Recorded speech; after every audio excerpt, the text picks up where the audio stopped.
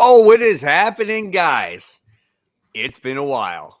In fact, it's been a long while since we've all been together.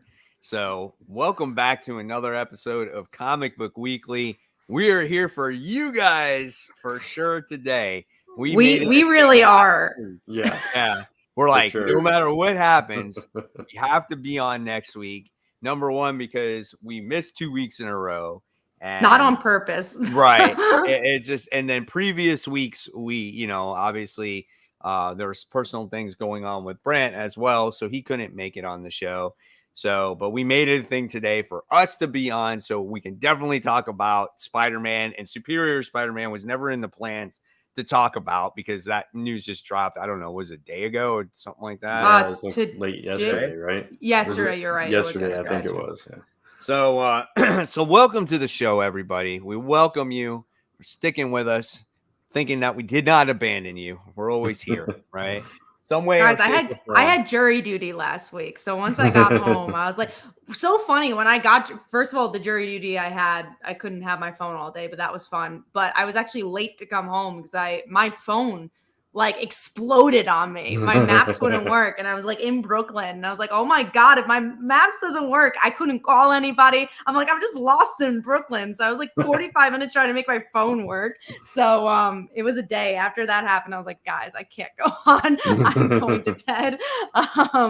So, but I am glad that we are all on and we have a lot of news to talk about. I will say I see a lot of people talk about Spider-Verse. I am the only one who saw it. So no spoilers. Please, let Brent and Mike have fun with it. Absolutely. Yeah. But let's welcome a few people real quick. Yes, I think, so we got Get the Key Comic. We have Tevia who's on. We have the official Spider-Man 2099 who's on, right? Nice. Parker Luck who's on there. So welcome, guys.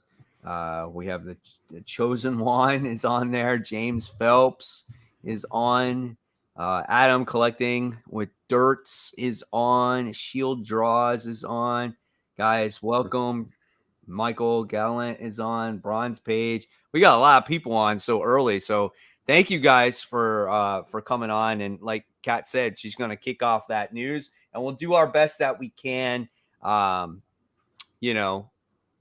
answering questions and taking comments live, of course. Yes, we will. Yeah, no, it's really cool to see some familiar faces there too. JLS is there, Jimmy G, again, Tevia, Ron P. These are old school fans of the show. JLS, I haven't seen him around in a bit, so that's cool. Yeah, awesome. So thank you for sticking around. All right, so let's get into the news here. So Dawn of DC gets a trailer on TV. The reason I mean, this is just great. I really like that DC has done a lot of initiatives to try to get people into comics. And we saw that with when James Gunn pretty much just took over DC and how they've been promoting comics. So I thought that was pretty cool. Yeah, it was cool. I forget what I was watching. I was watching something on something that had commercials and all of a sudden I think it was which is pretty much everything. I usually watch a lot of streaming stuff, but I think it was wrestling. I think it was on TNT or something, CBS, and during the commercial it just popped up. It was like Superman and stuff flying at me. I'm like, what the heck is this? And then it was the Dawn of DC thing. I was like, oh, that's really cool. So yeah, I think we saw that when they did the New 52 way back when, but they don't do it often, so it was really cool to see something like that again. I saw it on I just saw it on, what was it, on Twitter or whatever it was, just like what the trailer had to offer. But I think it's cool, man. I mean, honestly, you got to do that every once in a while, because how do people know that this stuff exists? Like, I get it's the internet that's out there, but not everyone is searching on the internet for comic book stories, right? So if you want a wider audience, you got to advertise it out there. Let people know this stuff exists. It's interesting, even now, that I still get people that say, oh, they still make comics? It's like, yeah. It never stopped. Almost in the 90s. People definitely ask that. I was at a Pride this week selling my books, and somebody asked, because there's all comics, they're like, oh, this is really cool. And that person asks, like, they still sell comics, and they're like, yeah, they still sell comics. Like, oh no, I know they sell them in a comic book store, but like I miss the days when they sold them at like Walmart and Target. I'm like, they do that too. Like that's still happening. We do have an interesting question that's not spoiler related, so that's why I'm going to answer it. Do you believe Across the Spider-Verse destroys the current Amazing Spider-Man run because of me? Blah blah blah. But the reason I wanted to answer this question because I was before I was here, I was fulfilling for my Kickstarters with my business partner, and he was saying like, "Oh man, it's so weird." Because I was talking about being on the show, and I was talking about like, "Oh, we're gonna talk about Miss Marvel's death and all that," and he's like, "Yeah, it's so weird that like the Spider-Man comics can be in the place they are, and you know, this movie came out that." Most people are saying is the best Spider movie ever, and I will also state I think is the best Spider-Man / comic book movie ever. And it's like, oh man, it's so weird that the Spider-Man comics could be in the place it is. So no, I don't think it destroys the run, but I just think it's interesting. Like, how can they make such a good movie and not want to do the same for their comic? I agree. I mean, I don't think it destroys the run. I think obviously it's two different things in a way because this is movies and that's comics, and I'm not saying that comics or should be any less, but when you see something on the big screen and especially that it's animated, I just think, when it comes to animation, you can do so much with it and you can put so much more on the screen with it, and it makes it so much more big. You know what I'm saying? Yeah. And they've done, when it comes to Miles, they've done everything right. And let's hope they can continue that. And being that you're adding all these different Spider-Men in there, again, seeing that on the screen for the first time, I think it's very, unique and different. It's like when you saw Iron Man on the screen for the first time, right? And you saw all these superhero movies on the screen for the first time. We were amazed, right? So when does it get to the point where people are fatigued by it and tired of it? I feel we're at the point where we're very spoiled by superhero movies. Like if we saw certain movies today, so like that Black Widow movie that came out, and you saw that for the first time as a superhero movie, would you be like, that wasn't that great? Or would you be like, man, that was pretty action packed and, and exciting, I think I would say it's not that great because what I love about the Across the Spider-Verse or the Into the Spider-Verse is that it does feel like a comic. To this day, the MCU are just action movies. Like, I would just be like, True. Black Widow is still a bad action movie. Like, it's not a good action movie. So I'm like, oh yeah, it's kind of cool Black Widow's there, but I've never been that much of a fan of Black Widow. So I feel like it'd be almost like the Elektra days where like we didn't have that many superhero movies, but we still knew Elektra was like not a great movie. I mean, Black Widow was just an example, but there's other movies out there. Like, okay, so like, a lot of people like you like Shang-Chi, right? Yeah. It's a fun movie. Yeah. So right. So Shang-Chi's out there and a lot of people are like, this ain't good. This has nothing to do with the MCU. But if you saw that for the first time, like if that was a superhero movie and that was there for the first time, you would probably be a little bit more impressed than you were maybe before, you know what I'm saying? Because everyone had this high expectation with Endgame and all those other stuff. What I'm saying is that I feel like in a society with superhero movies, we are spoiled at this point. We expect everything to be so good every time. We are, but I think that's what's so interesting about, because I do think we have superhero fatigue. I watched Guardians Volume 3 and it was a fine movie. It was really good, but I'm like, I don't want to spoil the movie. You feel like you're over it. Yeah, I'm over it. I'm like, I've always stated that with the MCU. I like the MCU movies, but I'm not the most hardcore MCU fan. Like, there's bigger fans of those movies that are not even fans of comics, which is fine. Sure. But then when you do watch something that's like Spider-Verse, it does feel more like, see, MCU is a superhero movie. Spider-Verse is a comic book movie. And then I would say the only comic book movie that exists is the Spider-Verse films. And I think that's why I feel spoiled of like, oh, wow, I can see this. This never has happened before. Maybe the closest that's come to that is like Batman, the animated series. Right. I think that's this really interesting place we're in right now. I mean, I did feel like that when I saw the first Spider-Verse movie, like the animation of it, they made it feel like it was a comic. They made it feel like it was comic. There was comic book pages. They showed comic book covers. Like it did really feel like that way. And that's what's, again, going back to what I originally said, is that animation. It makes it feel more like a comic book movie. Yeah, and also like you said, Mike, it's just the scale of things. Like the MCU movies, I love them, and it's really cool. But like you look at Civil War, and it's like you can't possibly do what you did in the comics in a Civil War movie. You just can't coordinate that many actors and that many storylines and that many characters and all that stuff. So with a animated thing, you can just kind of go all out. And Right. like with this one, which I haven't seen yet, with all those spider characters and stuff, that's something you could never do in a live action thing. Oh, I would sure, say with yeah. Across the Spider-Verse, and this is not a spoiler, I wouldn't spoil, but there is a certain comic that is done word for word and panel by panel in this movie, which Wow. blew my freaking mind. Like there's actual panels from that comic, and there's a Mhm. certain person that literally there's lines from that comic Wow. that they That's- rip apart and they yeah, like that's put it really cool. into the movie, which is Yeah, like, that's really whoa, cool. I never knew. And yeah, I can't wait until you guys see the movie, because when you do, I would love to like talk about it. There's so much to be said about it, about like how it's a comic book. Anyways, let's get into the next news piece. Again, no spoilers, guys. No spoilers, no spoilers. That's all the Across the Spider-Verse talk we're gonna have. So next is the current creative team is leaving Captain America, and that actually ties into the next news piece, which is JMS, who had a big Spider-Man run, is returning to Marvel and actually going to be writing Captain America. I like the current Captain America run. I actually really like this creative team. It's very interesting, and we'll talk about this with Superior, that Marvel's like, yeah, let's just bring back everything that we know works, but not really trying anything new. And I don't know how to feel about that at all. I'm also, I mean, I'm notoriously on this show not a fan of JMS's Amazing Spider-Man run. So, and I really wasn't either. Yeah, it was the whole other thing, right? And the Norman Osborn stuff, and yeah, And- I just wasn't a big fan. And the then he wasn't Morbius in that too, or no? Maybe Not Morbius. Moreland. Yeah, Moreland. Yeah, for sure. And then He's you had John Romita Jr. artwork in that too during that run. It's like, come on, man.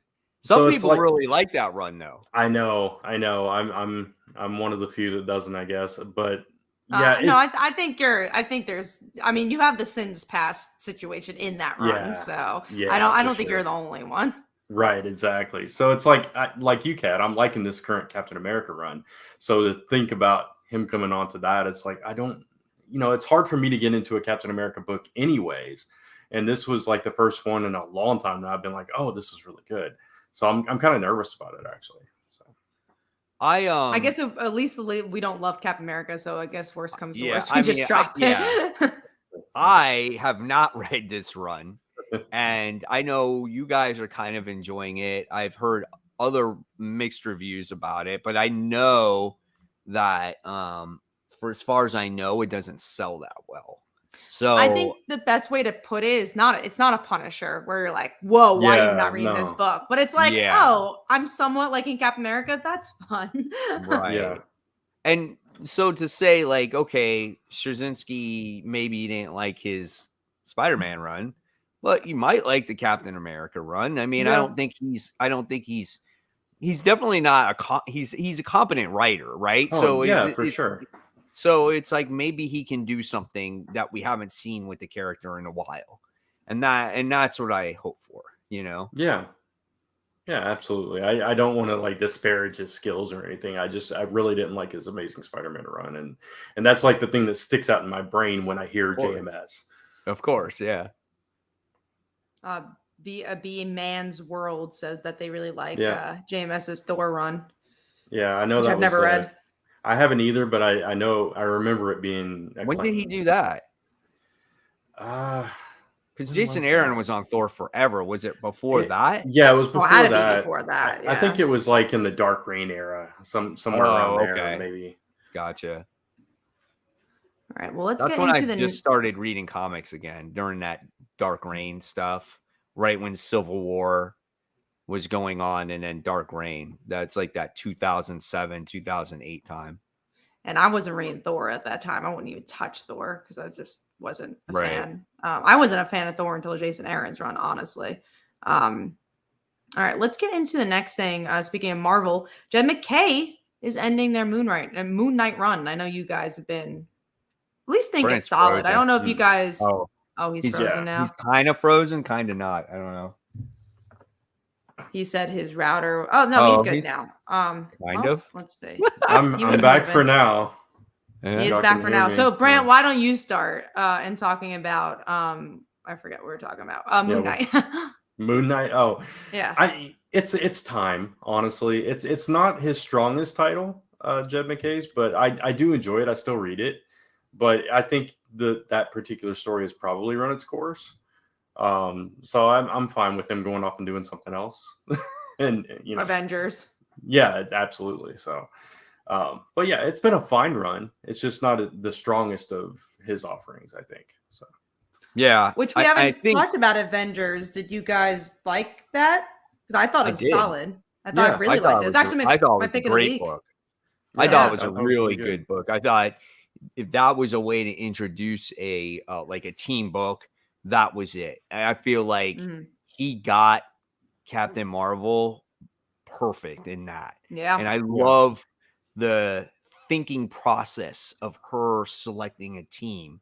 Like, I love that because you don't always see that. You're just like Captain Marvel, Iron Man, Moon Knight, this person, that person. But you got to see her assemble the team. Yeah. Or it's like they all just show up to fight a villain. It's like, why don't we be a team? So there was a lot more thought involved in this, I thought. But I also especially like that it was connected to previous events of Marvel, because sometimes like when you start a new team, it's like, all right, they're just starting this new thing, and actually that thing that happened in that character that mattered to that character doesn't matter here, but everything that happens to all these characters, like it mattered to the overall story. That's something that Jed McKay is really good at. He steeps it all into that history and that interconnectivity. We see the same thing in Moon Knight. He brought in Tigra, and like all her past was addressed, and all and built that relationship and kind of built a supporting cast around Moon Knight, which is something I don't really think he's had a long history of. So it made it better, I think. Right. So, and we're seeing that in Avengers as well. All right. Well, let's get into the next thing, which this was a little bit older news, but the new publisher Distillery will be heading to comic book shops, which just talk quickly about. I think it's cool that we're getting a new name in comics. We need it, especially in the direct market. And I think it's interesting that they definitely have a route to go digital and sell to those markets, but then also sell to the Wednesday Warriors. There's a lot of big names in it, so I hope it's successful. Yeah, same. Don't really have much to add to that, but yeah. Next up, another older piece, but I think bigger piece, is that Doomsday is returning. It's been a while. Yeah. It's kind of like, it's cool, but at the same time, it's like, okay, how many times is he gonna come back, right? Yeah. And then we just got done, like, we still got that story going on in Action Comics with Doom Breaker. Right. So it's like, all right. I mean, again, it's cool. I like Doomsday. But what are they going to do different with that character that we already haven't seen before, right? He's just this brute force that he just fights, Yeah. Yeah, that's the thing. It's got to be handled right. It's got to be something different than we've seen before. And I don't know how you do that with Doomsday, because like you said, that is what Doomsday is. His whole purpose is to destroy Superman. So like, what do you do with him? Now, also, we have the new Daredevil creative team that is here. So, obviously, Chip Zdarsky is leaving, focusing on Batman. The new creative team is Saladin Ahmed, and the artist is Aaron Cooter. Haven't been a big fan of Ahmed's stuff. I believe he's the same writer who did the Miss Marvel, Miles Morales run that we didn't love. So, I'm like, oh man, I don't know how I feel about this. I can tell you, though, that the couple of independent books that he's writing, I am actually enjoying. Which ones does he write? Terror War, and Star Signs. Yeah, Star Signs was pretty good. Star Signs was cool, as it has to do with like the constellation and the what's the symbols? The Aquarius, Zodiac signs. Right. And I thought those two books were actually solid. And so then I'm like, man, he might be a much better independent writer than he does write, these main characters. So I'm not excited about Daredevil I'm not a fan of Cooter's artwork in many ways either. I don't know. I'll check it out and I'll see, but I don't know. I might be done with Daredevil for a while. We'll see. Yeah, I gotta I'll give the refresh. issue one try. Yeah, I gotta remind myself what Aaron Cooter's art looks like because I don't recall. But yeah, it's at the same time, it's like Chip Zdarsky's run on Daredevil. Again, I feel like it's run its course. I'm ready for something different, so I'll definitely at least give it a try. Yeah, it's almost done. It's got like 2 issues left, I think. Yeah. Dynamite says, "Is Moon Knight ending after 25?" Yes. We don't know if there's another volume or not, but It's 25, also, and then there's got that mini series that's coming out. Which I don't know if it's related. I don't know what it is. I think that's his final. That's like his, on it, yeah, and I think 25. I don't know if it's 25. It has the Scarlet Scarab, who is the girl that was in the actual TV show. So she's making like her first appearance in comics there. I never finished the show, so I don't know. Yeah. So I don't know. But yeah, I think that little run there, this mini series or whatever it is, that's going to be wrapping it up for him there, which I totally get because he's got to, I think when it comes to Avengers, I think he's got to put all his effort now into that.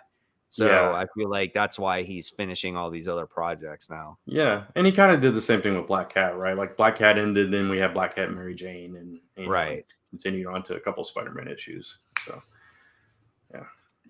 Moving on to Six Gun, which was like I think an Oni book. Is returning to Kickstarter, which is really cool because and it's not through Oni, it's through another publisher, I think. So I guess Cullen Bunn got the rights to. Oh no, it is Oni. Never mind. Oni Press is doing it.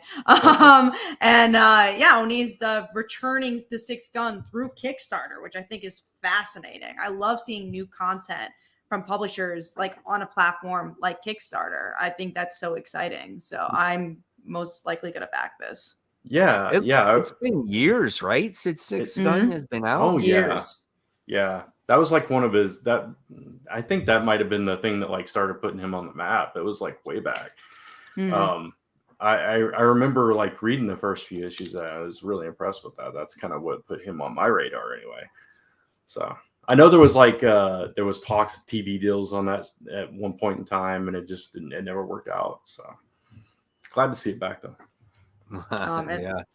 Thank you, Dylan S, for the nice comment. Found the channel last month and very quickly earned a viewer out of me. I love the content. Awesome. So there you go. Then let's get into the next thing here, which is Batman vs. Catwoman in this Gotham war. I don't know I don't know how to. At least it's an arc, I guess, because we were stuck. But they want you to buy Catwoman. That's the thing. They want you to buy that book. I mean, I'll give it a shot. I'm not excited, but it's not going to be just Chip Zdarsky writing that. It's going to be it's going to be him and whoever writes Catwoman. Who's writing Catwoman? I don't remember. Howard, I think. Tina Howard, maybe. Yeah. So it's going to be that. I don't know. We've seen that stuff before in the past, and sometimes 100%. It just does. A lot of times, it just doesn't work.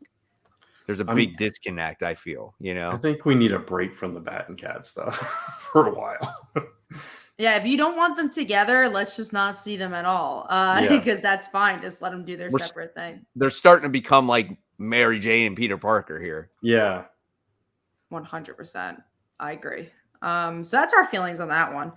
This was big news. Image Comics is leaving Diamond and moving to Lunar. So just another nail in the coffin of Diamond, because that was literally the only thing that was keeping them hanging. I don't know how they literally stay afloat after this. Like, I get they have like their statues and toys and all that other stuff. So maybe that is, but when you look at all the comics, all those big companies that are just jumping ship, like, how do you stay afloat? And then how don't you improve your business? Like, how did you say, hey, what are we going to do to either get these people back, or what are we going to do for the current customers that we have so we don't lose these? Because you're seeing obviously a trend. You had DC leave, you had Marvel leave, now you got Image leave. those are your three big ones, and they're just jumping ship. Yeah, I mean, if they don't pivot or if they don't have like some other segment that's like feeds their bottom line more as much as the comics did, I don't know what they do. Yeah. Go out of business. Yeah, right. All right. Well, moving on to the next two big pieces from these past few days. Kelly Thompson looks like is shifting a bit from Marvel to go to DC, and we'll get that super chat in a second. And going to Birds of Prey with the same artist that did Hawkeye. So the Hawkeye run she did with Kate. It's the same artist, and right now it's revealed that Black Canary is obviously in it. Cassandra Cain was revealed today, and I'm so freaking excited. I think she's going to be great on this. I think this just gives another point to DC. I mean, I hope she still writes stuff for Marvel, but I think it's a shame if I just feel like they never gave her big enough titles. They just never gave her anything that was a flagship, and I think go for it, go to DC, and I'm really excited for this. I think it's going to be great, honestly. I mean, I think at this point, though, it doesn't matter. I feel like these writers just go wherever at this point. But don't you think she's going to do a great run on this? Like, I think she's going to have a wonderful. Don't you think it's going to be a good run? I hope so. I hope it's a good run. I think this has the possibility of being the best Birds of Prey run that we have read in a long time.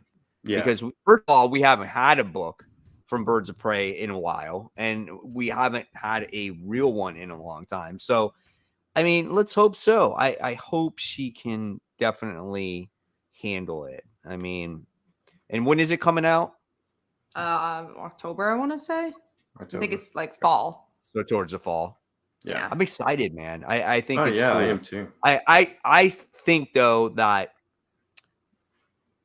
when it comes to a writer these days, though, with Marvel and DC, I think they can absolutely come back. Like, I think she can come back. I'm not saying she's not going to go to Marvel, but I just thought it was a really interesting move because she's never written anything for DC. This is the first time she's ever written anything. And I think maybe, I don't know. It's not, I don't have any knowledge about this, but I think maybe a part is like, why didn't you give her a flagship book? Like, she is one of your biggest writers. And like, they tried with Spider-Man, and I don't know. I mean, maybe Marvel doesn't even have a flagship book anymore. I mean, I feel like that Captain Marvel was a pretty good title for her, and it lasted quite a long time. That's true. And I think why not an Avengers? Issues, why not a Spider-Man? Like, why didn't she become the writer for something like that? I don't know. She did have Black Widow. She did Black Widow, right? She wrote Black Widow, yeah, which was phenomenal. That was pretty good. Yeah, I mean, so she's hung around the Avengers type of thing, right? That was like her deal. Like, she did West Coast Avengers. She did, obviously Black Widow, and then she did Captain Marvel, and she created Jeff. I mean, so there was some good stuff there that she created. All right, you excited for Brant? Or Brant might pause. Did he freeze? He's in the frozen state right now. He did freeze, but let's get into the super chat, and then hopefully Brant will be back with us. Frank gave us $5. I'm excited to see. There we go. You're back. You're good now. So, Brant, what do you think? What do you think about it? Just real quick, I'm excited for it. I'm just excited to see her do something different. And Birds of Prey is a big book, and like you said, Mike, we haven't seen it in a while, and I hope it's good. That's all. Cool.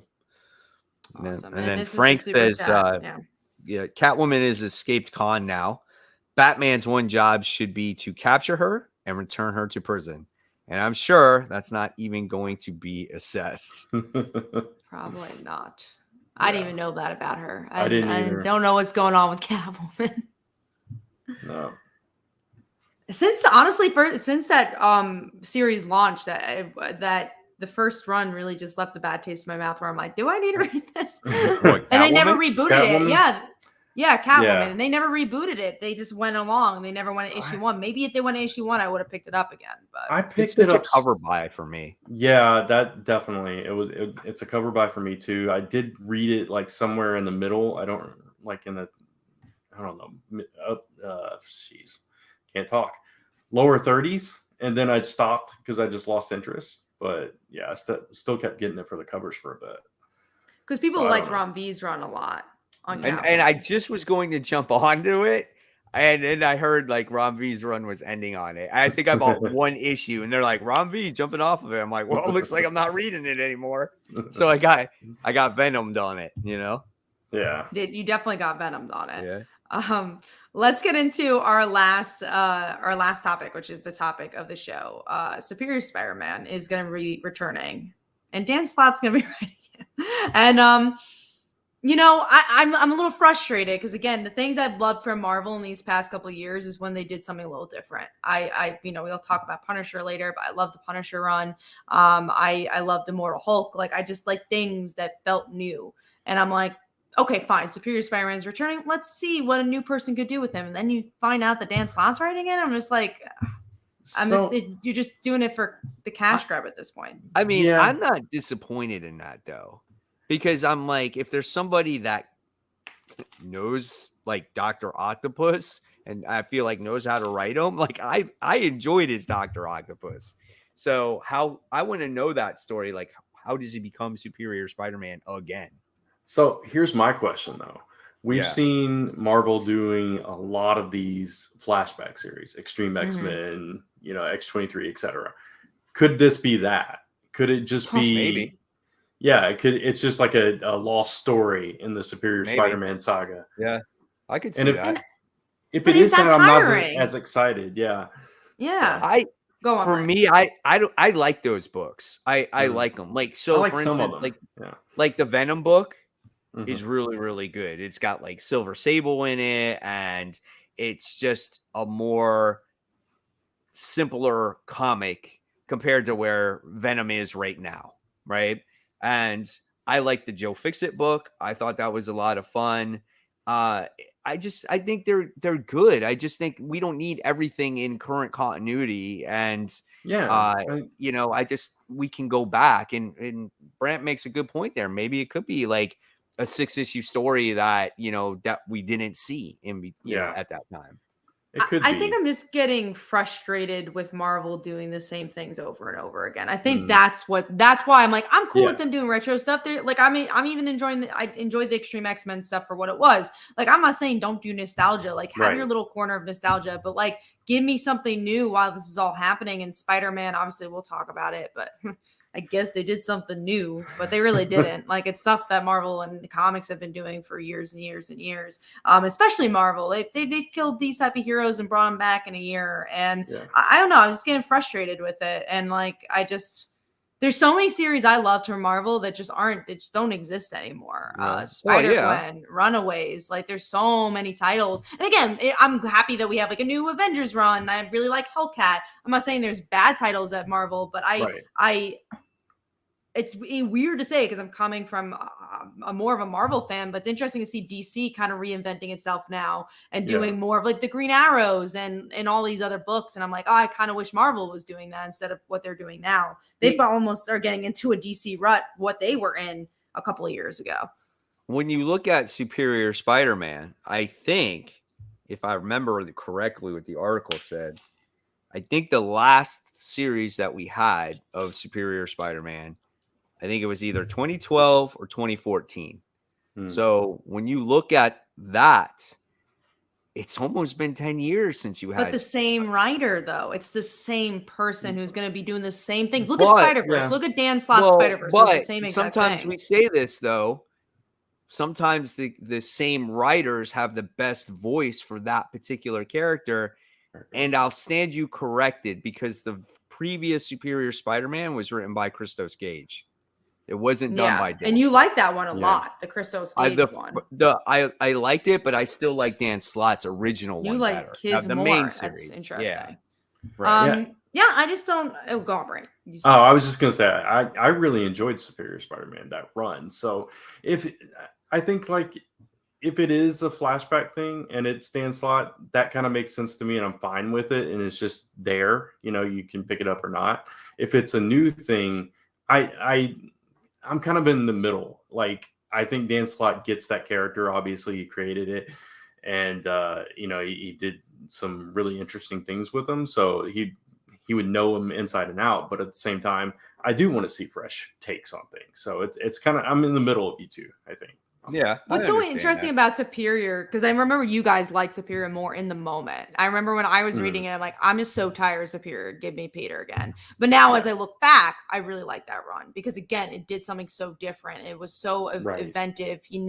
Dan Slott never like went back on it. He just really pushed hard on it and made something really interesting. And he owned it. And that's what the fear of it. It's like, oh, why are you going back to something that like was inventive and was so cool? Like it's like this Immortal Thor thing that's happening. I'm like, oh, Alan Wing's going back to Immortal. It's like, I just want something creative and even, but it doesn't have to reinvent the wheel because again, look at the Avengers of Jed McKay.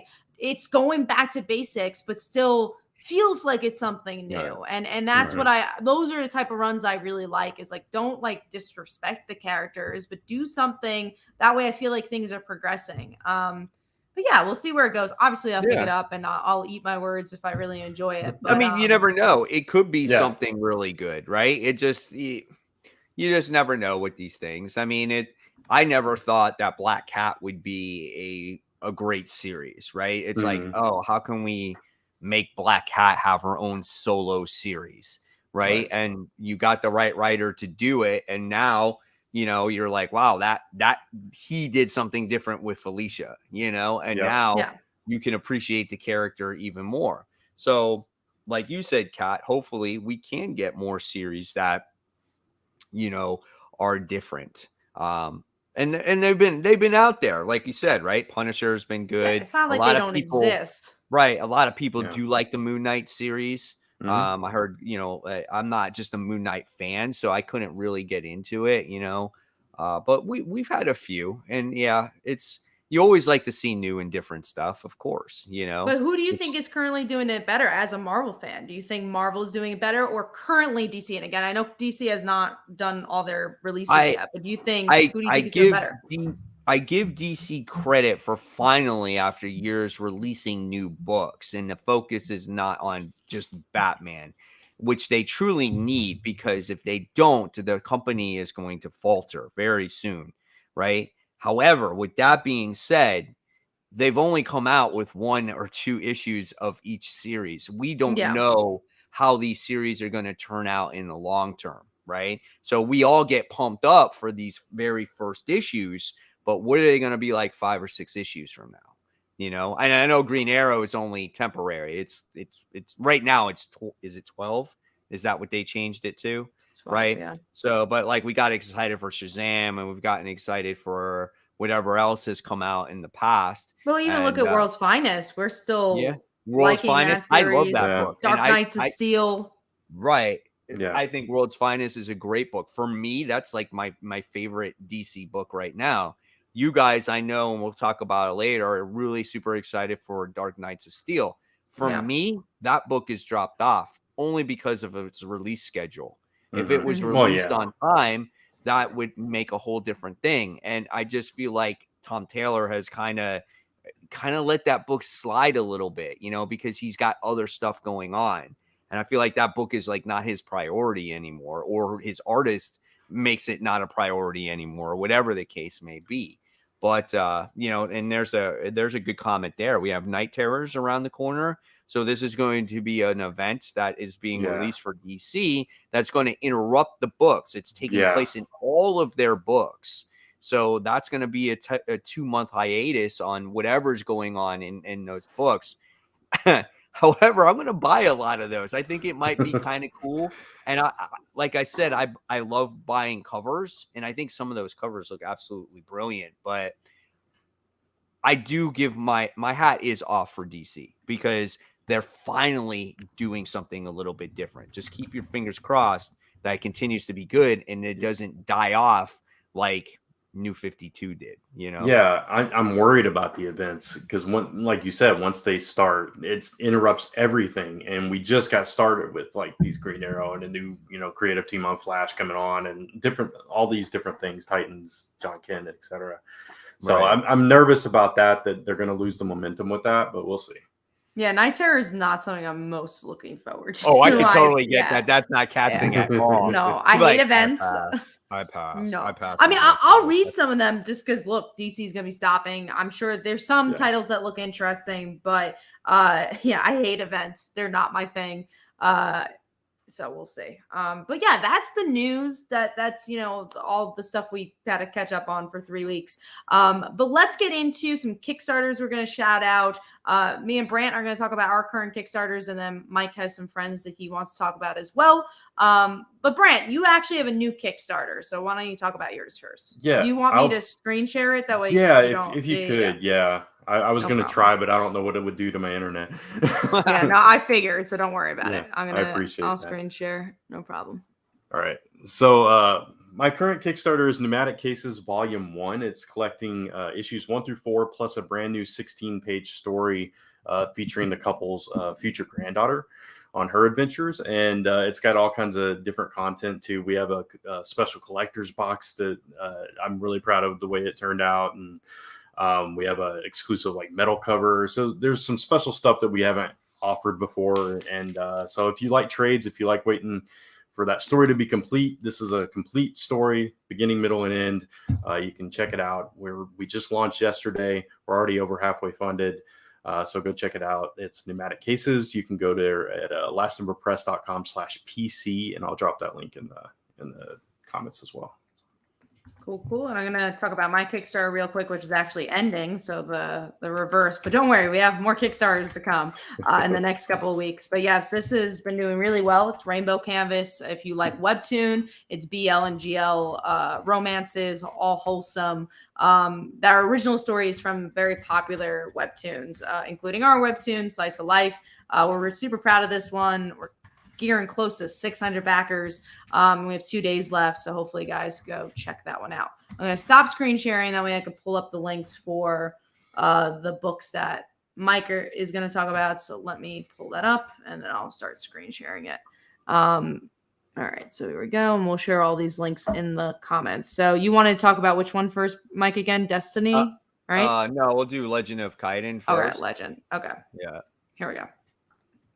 So yeah, guys, this is from JW Storytelling. It's a friend of mine, Jesse, who's just launching his Kickstarter here. It just launched yesterday. His goal is a $2,000 goal. He's got 7 backers, $230 left. That got into it right now, and it's a prologue story, as you can see.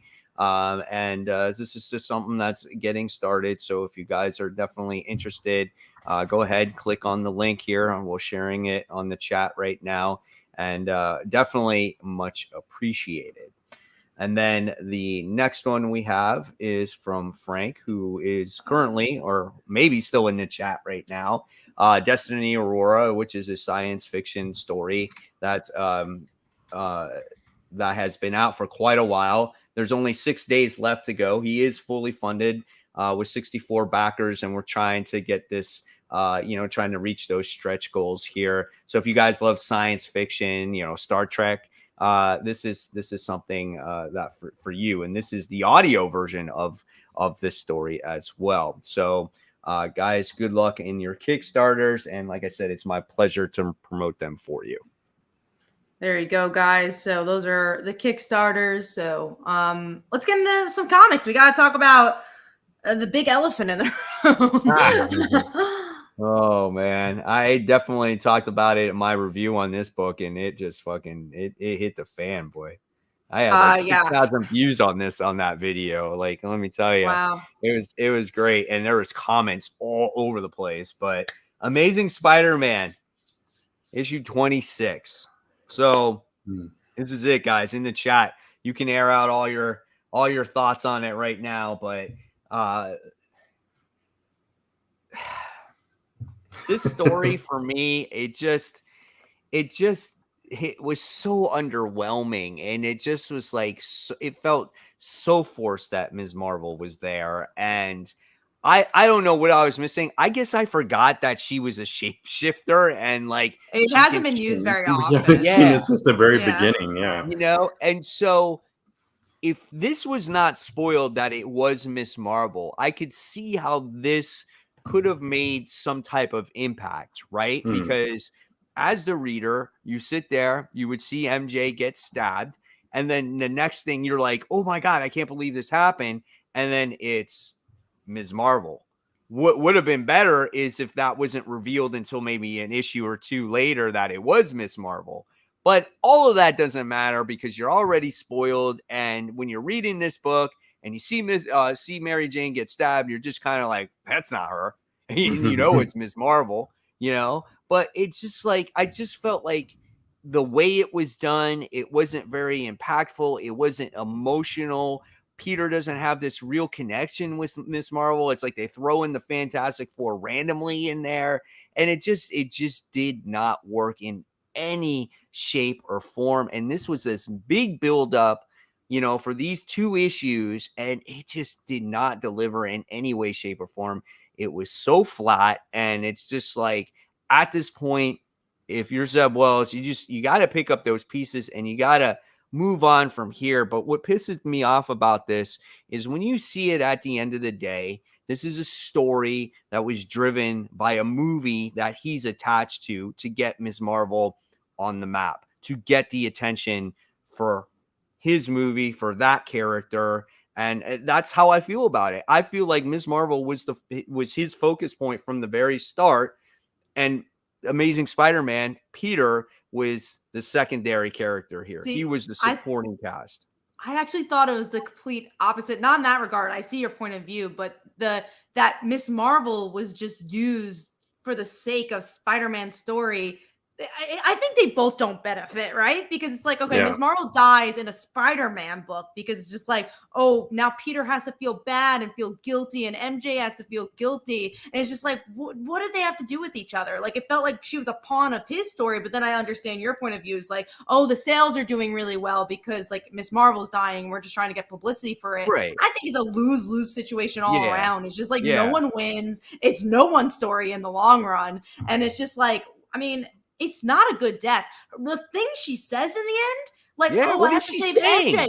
She's like, I have to save MJ because she's my friend. When? What? When? Right? When did that happen? Now, met. let me ask you guys this: if Kamala was inserted into the book more, and developed a relationship with Peter and MJ throughout this series, then it would have had more of an emotional impact, right? Yeah.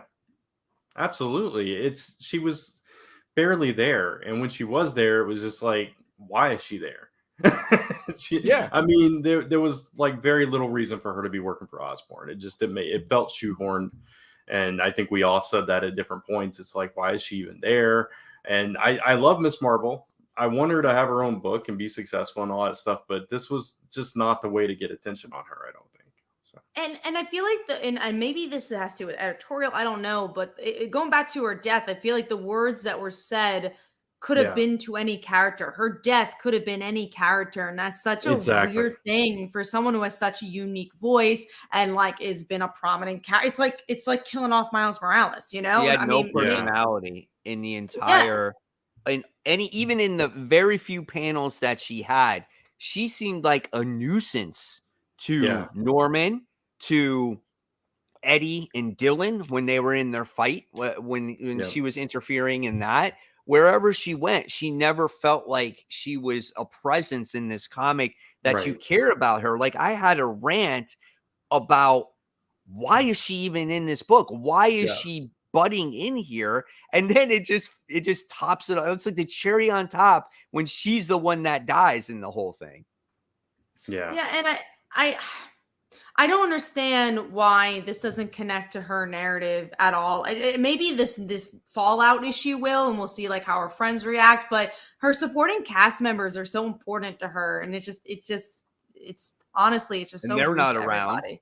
Yeah, it's like Miles wasn't even around, and like they're close at least. If you had Miles in it, it would make a little more sense. But there was no impact, especially with the spoiler. And it's like you already knew it was coming. You're just watching to see how it happens, and see, that's what you're hoping for. You're hoping for, if I got spoiled, I want the story to at least be impactful to me. Right. And it definitely had a bad effect on me. I was very emotional, but in the wrong ways, And but it's so frustrating. And if Ms. Marvel had her own book, it would have been much more fitting if she died in her own book, right? And it's just like or even Captain Marvel.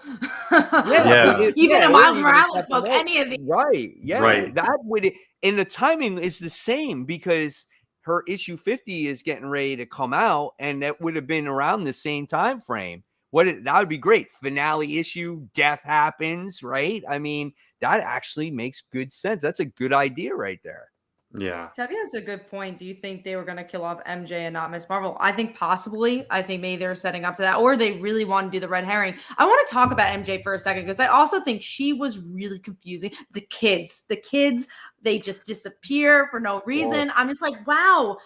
And the more I talk about this book, the more I dislike this book. They're nothing. I forget where I saw it too. Somebody pointed out that this was basically the Scarlet Witch story. It was the same thing. Magical kids that didn't really exist, just served a purpose to disappear, to break her. It was the same exact story. It was recycled. But MJ also has no, she has urgency because of these kids, but they are like, oh, she has the powers of a god, but you still need to protect MJ. It's like, why? What? And then, going to Paul, for some reason, they just throw in actually, he's like the son or he's related to the guy. I'm like, what? And they do nothing with it. They're like, I guess I'm related. And it just doesn't connect. And what about MJ, though? He's like, he goes to her and he goes, he's the bad guy. And he goes, I understand him like you. Like she was rubbing it in his face. And oh my gosh. This is so bad on so many levels, this book. And it's such a shame. Love this comment. Frank, I agree. Avengers issue 1 would have been great. Because again, Captain Marvel, maybe it was not, and I also agree with the first part. But maybe Captain Marvel's not big of enough a book. Avengers is your flagship book. Issue 1, kill her off there. Or kill her off in kill her off in a series that makes a little bit more sense. Or, great idea. Don't kill off Miss Marvel at all. That's great. Give her a good series. That's awesome too. I mean, there's just so many more problems with it. And now that this is over, maybe we can just get away from all this that's been building for how long has this series been going on? Over a year, right? Yeah. Let's see. It's now up to 26 issues. Because it's released twice a month. So I would think just over a year. Maybe now that this whole thing is behind us, maybe now we can just have some fun with the comic. Because the next story does have a Dr. Octopus Kraven storyline, and Ed McGuinness does the artwork in this next story arc. So I think it's a little bit of breath of fresh air here, but I am tired of Peter just being such a being dumped on. You know what I'm saying? He's such a piece of crap in here, and there's no character growth in him. There's no character growth in any character since this series has been released. Nothing in MJ, nothing in Peter, nothing. Absolutely. And except MJ got older. And it's like you said, everybody's just mad at Peter all the time. It's like you it's just so out of character, and it just doesn't fit. It's like there's no understanding of him at all either. It's just like, you're doing bad, Peter. You need to be punished. There's no depth to the book, and it's so sad just because, again, you see across the Spider-Verse, you watch these Spider-Man movies, and you're like, there's so much depth to this character and this franchise, and it's so weird to see it go to this. And I really wonder what the sales are. I know at this point we don't know because of post-COVID, but I'm like, is it really doing that well? Maybe this Miss Marvel book is doing well, but how much has it gone down? Are people picking up Amazing Spider-Man any much? On Spider-Man are still really good. No, but compared to old sales of Spider-Man, I mean, compared to other Spider-Man, right? Yeah, no comic is even close to the sales. That's why they gotta keep raising prices, because they gotta make up the difference in cost. I mean, it's just they don't have advertisements in the comics anymore. So they don't get those types of, sponsorships. And then, the cost of everything has gone up. So you got to raise the prices even more, and you got to pay everybody. But I mean, when you look at sales of comics, right, I would say even 10 years ago, I think sales definitely have gone down. And I mean, when you look at when Brant and I were kids, comics would sell in hundreds of thousands. Right. Easily. Not even. But is it just superhero books are not doing well? Because you look again like Dogman and stuff like that, those are doing really, really well. Correct. Millions. You're correct. I mean, again, Scholastic, stuff like that. I think that does Lore really well. Olympus. I mean, Yeah. even like when it comes to indie comics, I think they do well, but they still don't do, nearly as well. It's comics has changed. It's geared more towards adults than it is kids these days, because we would all go to the store when we were kids and buy comics. And your parents were like, aren't you too old for those comic books? And they've evolved as we have gotten older, and since we're the people that have the money, we are the ones that spend for them, because they're no longer like, I feel like this is no longer a cheap hobby anymore. It's an expensive hobby. Yeah. So they got to gear it towards an older audience.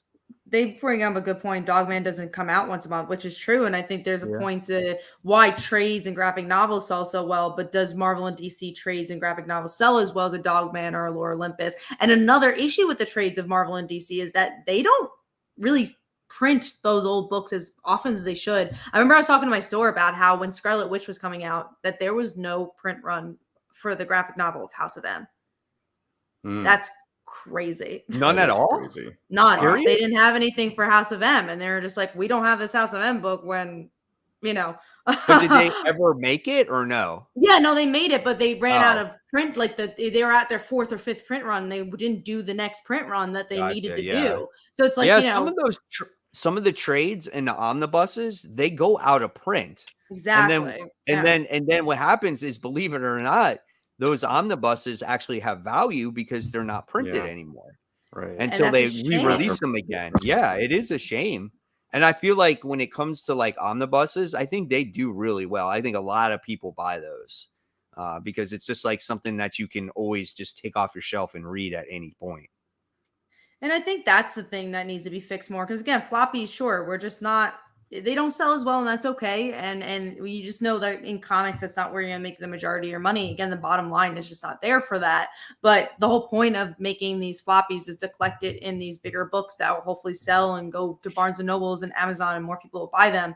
And I just think that comics is in this weird transition phase where they are realizing that, but they don't know what to do with that. I think, you have DC that does the YA books that do really, really well for them. Like those graphic novels sell better than a lot of their floppy books. And it's just like, cool. And then like, again, in a Marvel standpoint, it's like Runaways did really, really well at graphic novels, but they did not do well as floppies. And you're like, well, why are you selling them as floppies at all? Why don't you just sell graphic novels? So it's just like, I think we're in this weird transition of like, maybe we should be doing other things in comics that help sell Marvel and DC books and help sell superheroes. Because I want these superhero books to be millions and millions. Why are there millions of people reading Webtoon and not Spider-Man?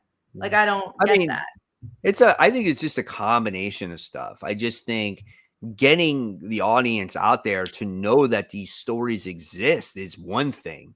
I just don't think we do enough marketing or advertising for it. And you could say, well, will that really help? How would you know unless you don't try? DC's doing links to commercials now. Yeah, I mean that helps. I mean, so I don't know. We always do advertisements for video games. You see video games for like video game advertisement for like Midnight Suns.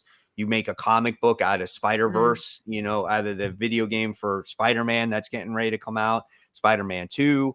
And you can Marvel see Snap, that the game.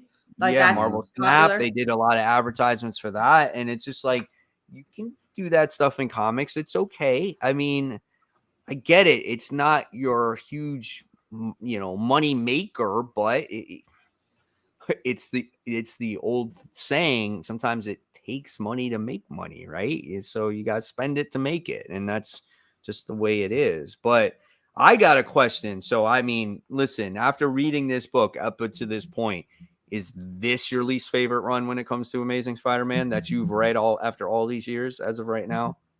It's so hard to say because I think it's a combination of how tired I am of every run we've read since Dan Slott. I agree.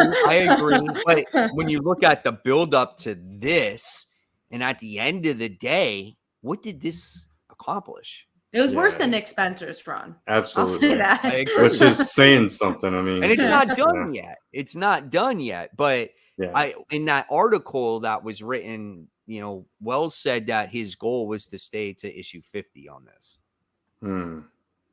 So at least another year. That would mean another whole year, at least. But I don't even think it matters what writer's on it anymore. I think that's the point. Like Nick Spencer proved that he wanted to write something different than he did. Like you could see it in his run and why it started out so good and why it fizzled out in the end. Because he had a plan and Marvel's like, you can't do it. So it really does not matter who's on it. It doesn't anymore. It just like it, and it sucks. And I hope we still could get good stories, but I don't think it matters. I mean, I would love if a Jed McKay came on that book to see what he could do. Or I know Donny Cates is, going through his mental issues and his struggles right now. But if Marvel sat there and said, you did phenomenal on Venom, you made Venom sell more than Amazing Spider-Man. So why don't you go ahead and write Amazing Spider-Man? But controversy sells. Don't you think this is going to sell more? This Miss Marvel death that was not well written. This is probably going to sell more than a book that is well written. Yeah. What, this one issue? Just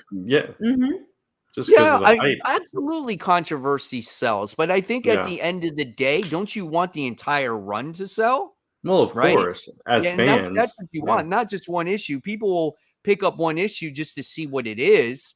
And then it gets this sales bump. But then what happens is it goes right back down again because you're like, oh my God, this is absolute trash. Look at this artwork and look at this, and I know those are harsh words, but what I'm saying is that it's just like, oh, I don't like this art. I don't like the story. It doesn't make any sense. It doesn't get me into the book. Why am I going to read such a depressing comic when Spider-Man is not that?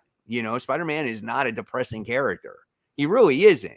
Yes, he has some bad luck, but he is, people love him because he's so relatable. And in this series, he's not relatable at all. I don't even think he's, and it's interesting because I was talking to my friends because again, I've been so excited about the Spider-Man movie and they know why I've been excited.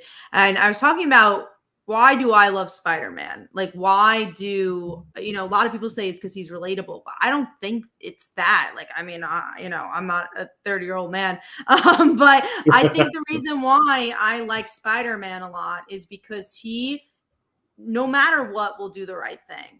Like he will put a building on his back and like he might die and he doesn't want to die. He'll try very hard not to, but he's going to try to do the right thing. And sometimes that right thing is not right for everybody. It's not right for him. And he's just one person and he's trying to make this judgment call. And that's what I love about him is that no matter what, he'll sacrifice anything for himself if it means being a good person, whatever that means. Very human. And that's he's human. Exactly. And that's he's what people human. like about him. He's not relatable. Yeah. He's human. He makes mistakes. He makes mistakes like anybody else does. Mm-hmm.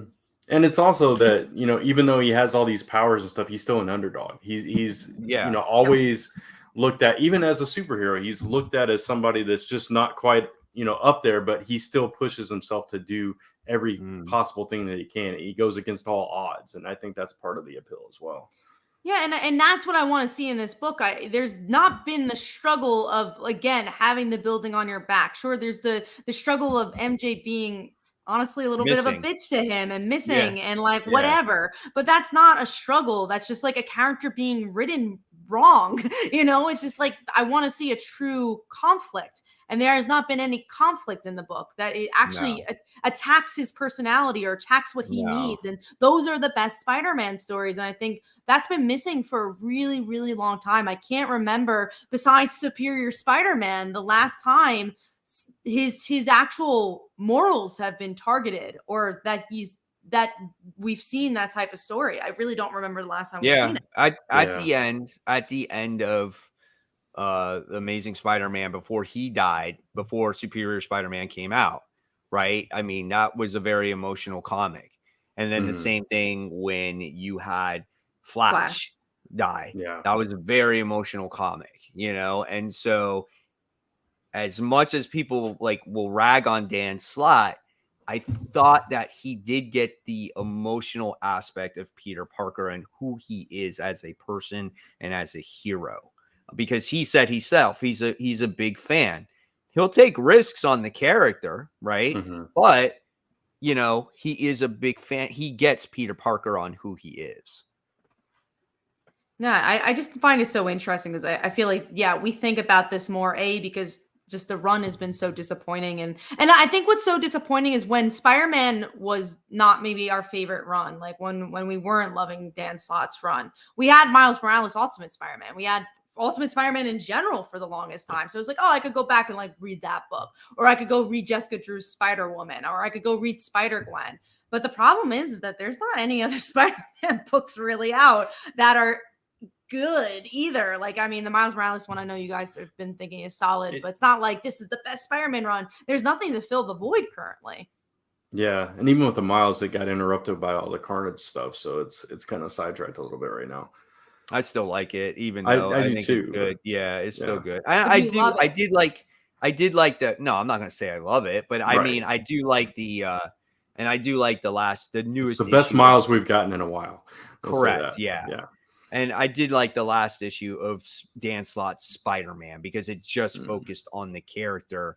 And again, this was Peter being Peter, trying to save everybody as he possibly could, because he accidentally let somebody die in a building, that was on fire. And he took it upon himself. He was very hard on himself. And he wanted to do something to enhance his spider sense to where he can save more people, so that one I liked more, but it wasn't like, whoa, this is like, no, exactly. And I want that. But it's more in line of what the character is compared to what we saw in Amazing Spider-Man. But isn't it sad that we're just looking for stories to be like, oh, cool, this is Spider-Man and the actual Spider-Man I like, but it's not a great story. Like I feel like it's such a weird place we're in where we're just looking for like something that resembles Spider-Man. Like we should be getting stories that are just honestly like I like that last, which is a retrospective book, but I like the Craven story. I thought that was probably one of the better Spider-Man stories we've seen in a while. The Lost, Craven story, whatever it's called. Lost Hunt. Yeah, the Lost Hunt. I was like, again, did I love it? Original writer writer of the original Craven's Hunt. So, going back to original writers writing same stuff, this was that same writer. I still felt like that even that fizzled out at the end, but that's just me. I agree. The ending. I can totally get it. There was a lot in that. And I don't think it was as good as the original, right? But still, it was still a solid story. I do want to go back to Tevia's question here, which was about the controversy thing. I do see this controversy I don't see this controversy selling well. It's going to be the exact opposite. Again, I don't know about future issues, but I know I went to the store at I had to go see I was going to see a concert that day. So I remember I got to get to the store right when it opens. And usually I'll get to the store around the time it opens, but not the second the door opens. But I was like, I got to get there right away. And then I'm walking in, and usually at that point, there's someone there. They're just opening up the door. But there's people there, and the reason they were there, they were looking at all the Spider-Man covers. They're like, oh yeah, I need to get that cover. I need to get that. People want to get Spider-Man, especially for a week. And the reason why there weren't as many people there for the opening is because it was a fifth Wednesday. Nothing else really came out that week besides Spider-Man. So most people besides us would be like, oh, I'll wait until next week because there's not as many books this week. So it was just interesting. People did go to the store for that book. I went to the store for that book. I mean, deaths are key issues as well. So I mean, it's gonna sell. Right. We got a comment here from Parker Luck. He says about Flash Thompson. While he died in Amazing Spider-Man issue 800. Then he mystically appeared in Amazing Spider-Man 900 with no background of where he was. Just to let you know, he was in the King in Black event, and it explained everything on how he came back. So if you missed that story, that's where you'll find out how he actually came back. Yeah. Okay, so good on Amazing Spider-Man. Yeah. I think hopefully it gets better. I mean, it can't get much. It can't get much worse. So it could just get boring. I think it could just get boring because this was not boring. And actually, I will say because I read no comics, it's in my top 5 because I was like, at least it was a talking point. Definitely not in my top 5. Not in mine either, but it was a tough week for top 5. So I'll say Very that. tough week for top 5 this week, which, it's a shame that we had such the busy weeks these past 2 weeks. It was like, I actually liked a lot of books these past 2 weeks. I'm like, oh, I'm so excited to talk about like Green Arrow, or I'm talking about Avengers. Right? And then we have this week where I'm like, well, I guess like, this is my pick of the week. It was a difficult week, I feel, this week. But let's talk about a book that's actually really good. At least in my I'm on opinion, the other side of the fence on that, so it's gonna be interesting. I kind of in the middle of where I usually am. So ahead, World Tree, issue 2. I like this book. I like the mystery behind it. I think it's pretty neat how we're having this psycho killer that's connected to this dark web, somehow attacks its victims to the web, and makes them do these like serial killing things, and then when it feels like the time is up, she like kills them. And I was confused though at the end of this book. Who were the 2 people at the house that found the person that was connected to her? They had this whole like 4 pages of them talking about going on the date and everything. I don't know. I don't remember even. I don't know. That was my issue with this book, is that there were so many characters I could not follow. I was just like, all right, this person's there, that person's there. So you got introduced to the detectives that are behind this comic, which I liked. I love like they had their personalities. They were quirky guys talking about him being in a strip club and now he got thrown out. And like, I like that stuff. It makes it more realistic. Like, if it was just like you and I were partners out doing a job, they weren't so boring, and I like that. And I like the whole book, except those couple pages where it's like those 2 people were outside the house. They're having a conversation about going out on a date and possibly kissing and stuff like that. And then they find the woman in the house. And then you find the other girl who was doing the investigating, trying to figure out what was going on. Were they part of the original team that, like, we saw in the first issue? This is back and we got to deal with this, and he was reassembling the team. It wasn't. It was like maybe it was. I don't remember. But I wasn't. See, that's the one thing that I was a little bit confused on those people. So I'm not sure. And the panels in there were very dark and you couldn't quite make it out. So that's where I was a little bit lost and confused. But the overall story for me, I enjoyed personally. I think James Tynion is just not my type of writer. I've tried so many of his books. The only book I somewhat, and I would say was solid for me, was Batman. And that even took a while. I remember at the beginning of his run, I'm like, I don't know. And I think it's just because he's so much about the world. It is very much about like, let me tell you this crazy story. Here are these awesome visuals, which obviously works very well with horror. But I love a good introspective story. Like Hellcat for me has been an amazing horror story because I love just getting into her head, and I love stories like that. And I just feel like this is not as character driven as of a book of something I usually like. So it's just not for me. I see. I'm kind of Just starts talking. I think Brant's kind of in the middle. There we go. I think he's coming. You're good. Yeah, now. You're good. Okay. I was just gonna say I like the mystery aspect of it. I like that this girl is just kind of weird and out of nowhere, and you don't know what her purpose is, what her connection to this whole thing is. She's just there, and it's kind of creepy, right? Yeah. And like all that aspect of it, but at the same time, I feel like it's moving a little bit slow for me, and it hasn't given me that thing to be like, oh, this book is it, So I'm waiting for that moment, and if it doesn't come soon, then it might lose my interest a little bit. So that's kind of where I'm at. That first issue did that for me. True. Yeah. Right.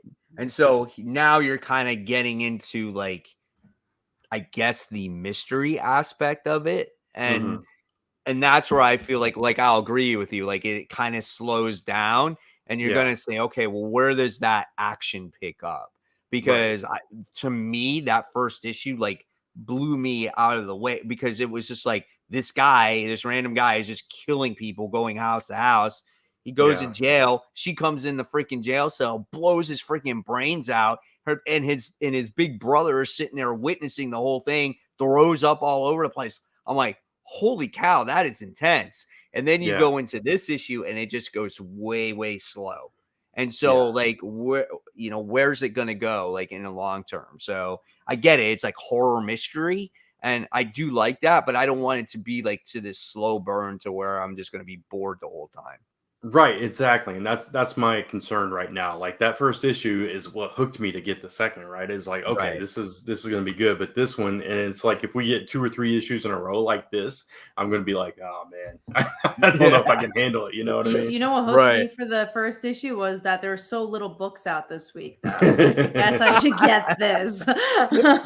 Yeah, I just think you're just not into his writing because you don't don't read Something Is Killing the Children either. Yeah, I didn't like the first issue of that book. I was so remember, you know good, what's so interesting about that insane. book? I read that book before it came out because I interviewed him for an article and I read it. Yeah. I was like, wow, like it's not my thing. And then like it went crazy because I read it digitally. I wish I had the first issue, but I read it digitally. A cool character though, man. She wasn't really in that first issue though. It was about the kids, if I remember correctly. Yeah, that's true. But you get to learn so much more about her as time goes along, and just like her. Just everything about her in the house and the family. And then, there's so much that happens. And I know Brant still got to read the whole second trade. And at this point right now it's on hiatus. It's in between story arcs right now. So, but but no, you're not his type of writer. And I can get that. Like I can see like also with the Lake book. Yeah. I dropped that like nice 3 issues in. So like, it was great up into the first 6 issues, and then it took that break. Yeah, and it lost its steam. And I'm like, it totally did. Yeah. I'm done with it. I think he also was like, I can't make money off of this. Well, and the art wasn't that. Right? Yeah, and then the art wasn't that great in it too, and it was hard to make out the characters and everything. So it was really dark. Yeah, absolutely. All right, let's move on. Number 5. What do you got, Kat? Again, it's an interesting week. I got X-23 because, there's not a lot out, and now I'm halfway through this miniseries. It's fine. Again, it's kind of the similar issue I've been having with a lot of these Marvel miniseries where nothing actually happens, and it's if you like X-23, and I like X-23, I guess you kind of get a gist of where the character was, but I feel like she's grown so much past this. We've seen stories like this. It's just fine. It's okay. I didn't hate it, but I also just think it's there. Yeah, exactly. I felt the same way about that. I feel the same way about that whole book. And same thing with Extreme X-Men. It's just like, yeah, it's all right. I liked it. I was fine. It was just one of those books where I was like, it's serviceable. It's entertaining for me. It's just a fun read. It's not my favorite, but I do like it. So, but I've read better at the same time. There's it's just like, what are we going to bring to this? But it was fine. I wonder if Brant will be done with his freezingness. I know, right? We'll see what happens with it. Oh, there he is. There he is. He's moving. All right, you're back, Brant. So X-23, you felt the same way? Yeah. I thought that got in before I froze, but I guess not. But yes. All right. And then Brant, what was your number 5? Punisher. We have to talk about Punisher. I really did not like this issue. I didn't either, and it's just kind of like by default that it's in my top. I only read 11 books this week, so it was not the ending. After that fantastic series, that ending just whimpered for me. What I didn't like about it is that what I loved about this series that everything was from Maria's point of view. Yeah. The story was driven by her, and this is just like, actually, let's turn it all to Punisher and make it about him again. I'm like, what? Yeah. That was not what this was about. Yeah, the only really good part was her confronting him and telling her, I'm gonna live my life and I'm done with you, and that part I liked. The rest of it was just like, oh, we're going to watch every single one of these people come in and kind of judge him one by one. That's just so boring. I didn't love that. I liked it. I thought it was fun. Because when I look at the overall story, it was a great story. It was. At the end of the day. And I'm not judging the series from it, but I definitely say it didn't stick the landing. And as an ending, I thought maybe it could have been a little bit better, right? But I still enjoyed it. I thought it was a little bit boring with the interrogations and all that other stuff. Yeah. But I did like Maria at the end, she's pregnant. And I'm like, that was interesting. Yeah, I really liked the ending. where are we going to go with this? Yeah. Because I mean, obviously she's been hooking up with Frank this entire time while they were together. So it's like, she's going to have another baby and it's going to be his kid. Yeah. And it's like, what's going to become of this kid? And she's like a magical science experiment at this point. So there could be something weird with this kid too. This What was comment is so interesting. It's Yeah. like this whole book was about how she's like, I want to leave Frank Castle. Yeah, I mean, it explored their whole. They were about to get separated right before she died, so I don't know what's confusing about No, that. that was Actually the finally one got thing the that has words it. out of what she wanted to say Yeah, before she got murdered. right. It took her all this time to say it, and I thought that was kind of cool. And then he And I thought that escaped. was what was brilliant. The also Chevy is like, oh, why did retcon Maria to divorce Frank Castle's Punisher? It's like, because she's a character now. She was just a Yeah. pawn in Punisher's story. Now she's herself. I thought Yeah. that was the brilliant part of She this run. exists, Yeah, and Yeah. that's what you get out of this run. When you always look at a run and it concludes, and you go back and you reflect and you say, okay, what was the outcome? What was the ramifications? And that's always our big thing when it comes to like events in comic books, right? We're always like, well, what was the outcome? What was the purpose? What was the ramification of it? Well, here you wind up getting Maria, who is alive now, and she's her own person, and Yeah. there's going to be a kid. And so Yeah. that's what you got. And now Frank Castle is just some in weird world somewhere. Weird world. you know? Yeah, yeah. Previously, Maria and the kids were just plot devices to Yeah. further this Punisher story. I mean, very similar to Batman's parents. And then, eventually you explore their lives and find out what they were all about and how they impacted Batman. And that's what this story was. It took a very long time to get there, to finally tell this story. But now we finally have that. And I thought it was really well told up until this issue. Same. I thought it was fun. I don't care. Do I have to go? Is that what it is? That is your Right? turn. Okay. Mine was I think World Tree. Yeah, mine was World Tree. One thing I will So- say about this episode, I'm so glad that all three of us are on and that we had such an episode where we're all on. Well, Brant's in the middle, Mike's on another side, I'm on another side. 'Cause those are always the best episodes because there are so many weeks where we're just like, yeah, I agree. I agree. Yeah, But it's always exactly, nice yeah. when we're on different sides as well. Right. Okay, I didn't read this. How expensive was DC Pride? Was it $10 book? I don't think it made it to 10. Was it a thick book? Yeah, no, it was thick. Yeah, it was thick. Yeah, it was 10, but it was like Yeah, it was that's a what lot I of figured. pages. That's why I didn't buy it. Yeah, just no, I because don't it think was $10. I don't think yeah, you would and it was- need to buy it. I think, but I will say DC always puts the Pride books. They do better than Marvel in that regard. Yeah. Absolutely. Yeah. Yeah, which for sure. I liked a lot of their stories here. There wasn't anything where I'm like, well, that was just filler. And also these characters feel a little bit more lived in because they actually do things with their queer characters. So like I really like the Tim and Connor stuff. Like it's a continuation of a conversation they had in the last annual. There's a really great story with Crush and Poison Ivy and Harley. I really like that one. It's just a solid book. It just was really solid, and I am happy with how they do their prides. It seems like the editorial team is like, no, we actually genuinely want to put on like a really good book, and it seems like they put a lot of passion into it. So I think, Mike, I don't think you lost out because there's not a character in there where I'm like, Mike, you're such a big fan of this character, you should have read this. But Yeah. I think it's a And solid annual. Right. And that's one of the reasons why I don't buy it, because it's kind of like, well, what am I going to get out of this? Like I understand Pride and everything else and that, but it was like, I'm spending $10 and it's just like, what is it going to do, for me? Because I don't have that character attachment anywhere. Right. Yeah. No, I totally get that. I didn't get to read all of it, but the stories I did read, I enjoyed. The Tim and Connor one was really good. Being a fan of the Teen Titans series with Crush in it, picking up that thread and from her individual series, picking up that thread with her and Katie was fun. That's cool to see her again. That's cool. Yeah. Yeah. And then that Justice League from that different universe, there was a character with Jess from that, and that was good. So yeah, it was a solid read.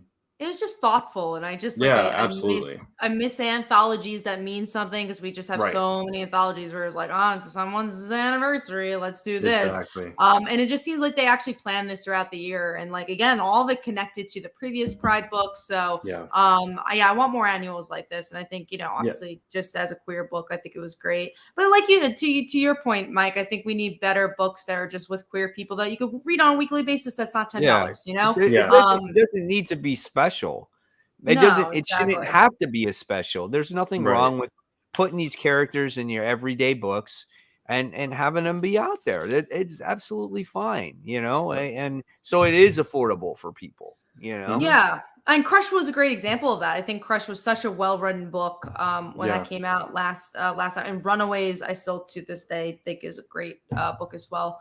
So yeah. There's a couple questions here on here. I think we got this one here. Heroic Ages 616 says, "How do you guys feel about Marvel putting Punisher on the bench, probably due to real world issues?" I think it's fine. I feel like you're asking the wrong people. None of us are hardcore Punisher fans. We just so happen to like this run. Yeah. But is Punisher ever on a series every single day? Like No. he's never an ongoing series. Like before this, when did we have a Punisher book? Yeah. Right? Not since, back in the day was there a long running series for him. Yeah, I'm still back like in the 80s, right? 80s, 90s, early 90s, yeah. 90s, yeah. I mean, so you can say that they're putting him on the bench, but it's just I feel like people did not know what to do with Punisher. And I feel like Jason Aaron came up with a pretty damn good story here where it just didn't focus on the Punisher, it focused on his whole family. Yeah. I think with the whole, if you're talking like gun violence issues and that kind of thing, it does kind of make sense to downplay that quite a bit with Punisher. So, Yeah. I mean, to answer your question, I guess. Yeah, I think this run really tackled it in the right way because it was a story where, obviously it doesn't change the idea that Punisher likes guns and that he's really into it. But it also shows like, well, your wife died because of them, and also like, there's consequences to gun violence. So I thought this run did a really interesting take. And if another creator had another take like that, then why not do it? Right. So, yeah, Micah says Punisher Max ran for 7 years. Yeah. That was in the 2000s, right? That was early 2000s, right? So that was still a while I believe ago. so. Yeah. Right. And then Frankencastle. But you can see like there's many series. There's never ever an It's not ongoing like Spider-Man. Yeah, it doesn't continuously go year on, year out. It's not like, Batman or Spider-Man or, it's not a main character, But I don't know. We'll see what happens with him next. All right. Well, we talked about Punisher. Talked about DC Pride. So let's talk about your number 4, Brent. World Tree. So we already talked about it. All right. Kat? Mine was Punisher. Again, this is just okay. Let me just tell you, the only other book I read was Power Girl, and that's not in my top 5. So I'm surprised you even got that.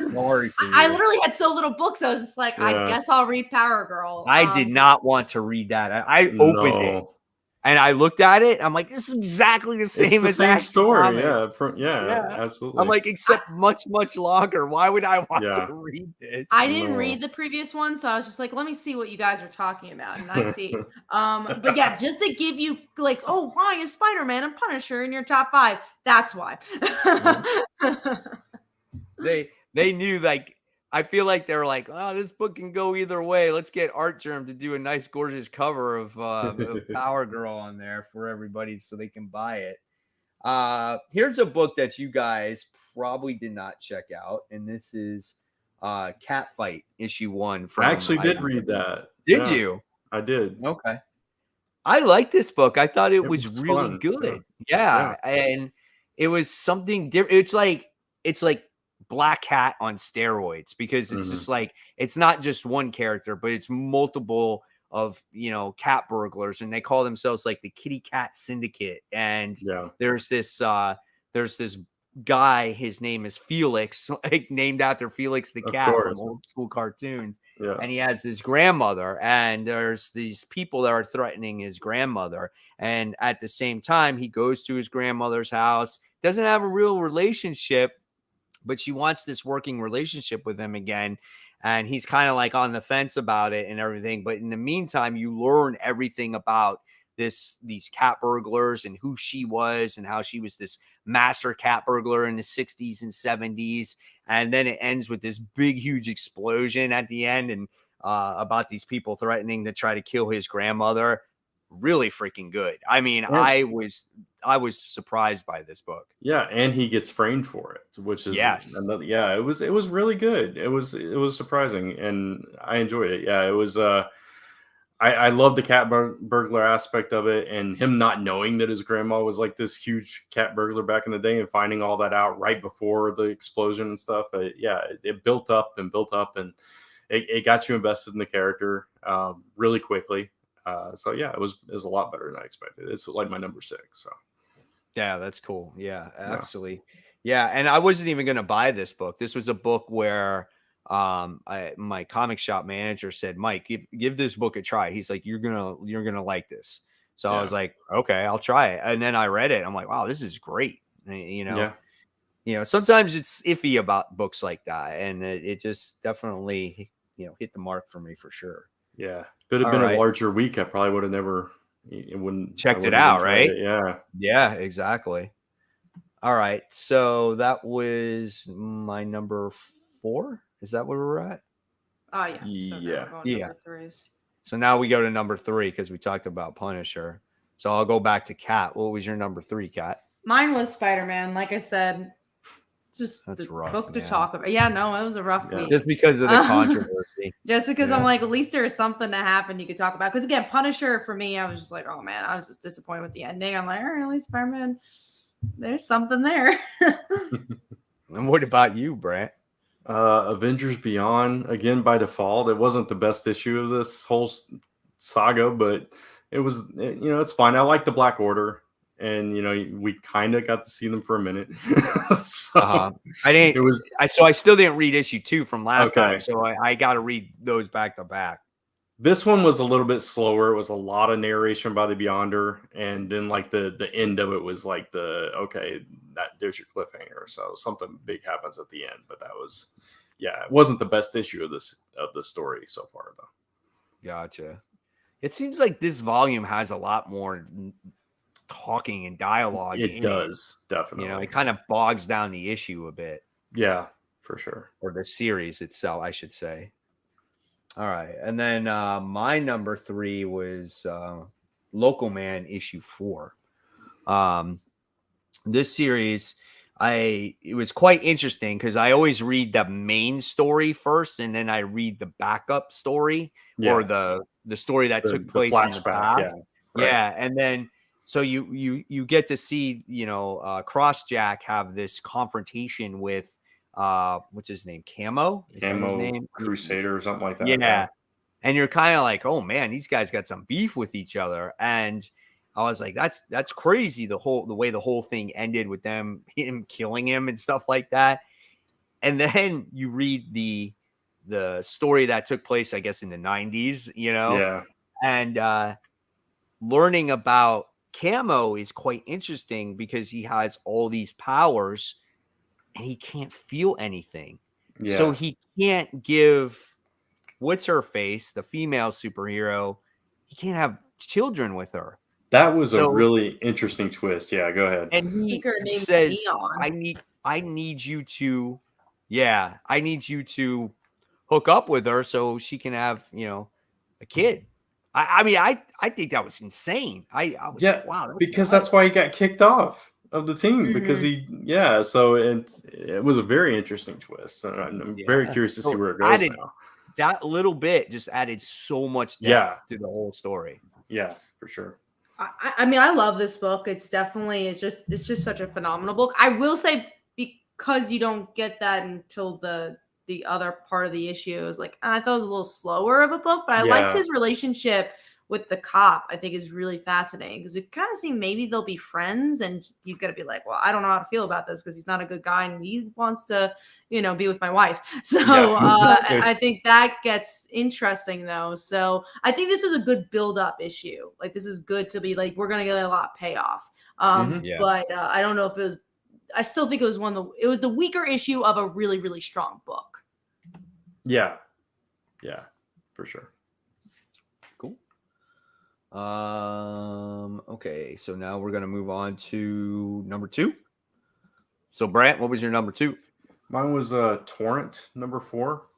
I'm really enjoying this book. I'm glad somebody in the comments suggested it a while back, and that's what made me start reading it. And this issue, she's like, so like her husband and her kid were killed, and she's trying to get revenge, but her superhero team have like told her to stand down. They in this issue they actually take her powers away, and so now she's just like, you know what, I don't care, I'm still going after it. And she's just like, she's got this arsenal of weapons and she's just going after these bad guys. Doesn't matter like that the cops are trying to stop her, that the superheroes are trying to stop her. She's like, no, nothing's getting in my way. They took my family, I'm taking them down. And it's a really interesting story.